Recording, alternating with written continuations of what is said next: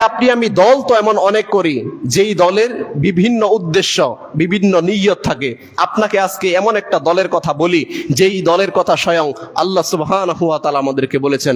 আল্লাহ বলছেন ওয়ালতাকুম মিনকুম উম্মাতুন ইয়াদউনা ইলাল খায়র। আল্লাহ বলছেন তোমাদের মধ্যে এমন একটা দল, এমন একটা সংগঠন, এমন একটা জাতি, এমন একটা গ্রুপ থাকা উচিত যেই সংগঠন, যেই জাতি মানুষকে সর্বদা কল্যাণের দিকে ডাকবে, সৎ কাজের দিকে ডাকবে, নিজেরা সৎ কাজ করবে, মানুষকে সৎ কাজের দিকে ডাকবে, নিজেরা অন্যায় থেকে বিরত থাকবে, অপরজনকে অন্যায় থেকে বিরত রাখবে। এমন একটা দল থাকা উচিত ছিল। দলের কোনো শেষ নেই বাংলাদেশে, দলের কোনো শেষ নেই। কত যে দল বাংলাদেশে, দলের কোনো শেষ নেই। কিন্তু আল্লাহ যেই দলের কথা বলেছেন আপনি আপনার সমাজে খুঁজে পাবেন না এমন একটা দল, পাওয়া যায় না এমন একটা দল। আর এমন একটা দল যেখানে হতে যাচ্ছে, দেখেন এদের বিরুদ্ধে কত ধরনের জুলুম, অত্যাচার, নির্যাতন হচ্ছে। যারাই সমাজে ভালো কিছু করতে চাচ্ছে, যারাই চাচ্ছে সমাজের মানুষগুলো দিন ধর্মে ফিরে আসুক, এদের বিরুদ্ধে দেখেন আরেকটা গ্রুপ অলরেডি লেগে গিয়েছে, উঠে পড়ে লেগেছে এদের বিরুদ্ধে। তারা চায় সমাজের মানুষকে দিন শিখাতে, দিন ধর্মের প্রতি নিয়ে আসতে। অপরদিকে আরেকটা গ্রুপ, এরা সর্বদা এদের বিরুদ্ধে লেগেই আছে আর লেগে থাকবেই। এখানে হতাশ হওয়ার কিছু নেই, লেগে থাকবেই।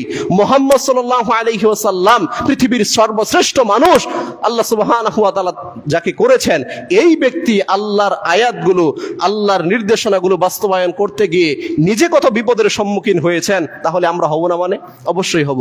এতে হতাশ হওয়ার কিছু নেই, নিরাশ হওয়ার কিছু নেই, কিছুই নেই নিরাশ হওয়ার। আল্লাহ সুবহানাহু ওয়া তাআলা আমাদেরকেই সফলতা দান করবে ইনশাআল্লাহ। আজকে যাদেরকে আমরা ডাকি পরকালের দিকে, তারা সেদিকে ভ্রুক্ষেপ করে না, তারা নিজেরা আরো অহংকার করে উল্টা দিকে চলে যায়। কিয়ামতের ময়দানে এদের সামনেই আমরা তখন বলবো যে তোমাদেরকে ডেকেছিলাম। তোমরা নিজেরাই আফসোস করে বলবে যে অমুক ইমাম সাহেব, অমুক সমাজের ভাই, সে তো আমাকে ডেকেছিল নামাজের দিকে, আমি যাইনি। আফসোসটা কিয়ামতের ময়দানে আপনারই থাকবে।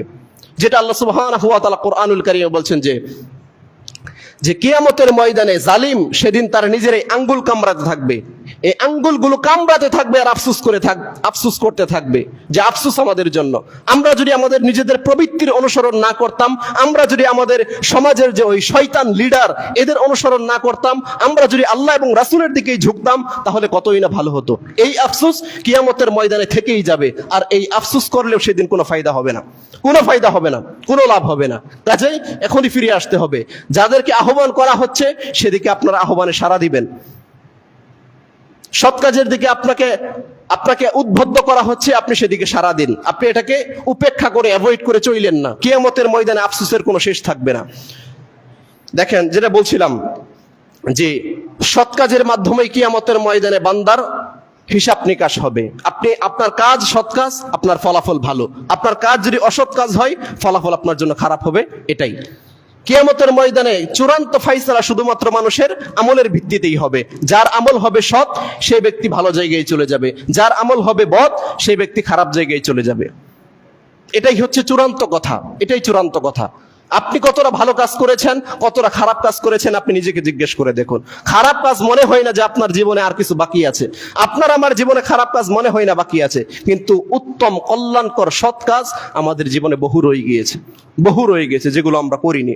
আমরা সর্বদা এমন কাজেই লিপ্ত থাকি যেই কাজগুলো আমাদের জীবনে কোনো কল্যাণ দিবে না, যেই কাজগুলো আমাদের জীবনে কোনো কল্যাণ দিবে না, কোনো কল্যাণ দিবে না। যেই কাজ দুনিয়াবী জীবনের ক্ষেত্রে আমাদের কোনো কল্যাণ নেই, পরকালীন জীবনের জন্য কোনো কল্যাণ নেই। অথচ আল্লাহ তো বলছেন ইয়া আইয়ুহাল্লাযীনা আমানুত্তাকুল্লাহ, হে ঈমানদারেরা, ওয়াল তানজুর নাফসুম মা কদ্দামাত লিগাদ, পরকালীন জীবনে তোমাদের কল্যাণ বয়ে আনবে এমন কিছু কাজ, এমন কিছু পাথেও তোমরা সংগ্রহ করে নাও। করেছেন আপনি সংগ্রহ? কতটুকু করেছেন? কতটুকু করেছেন বলেন?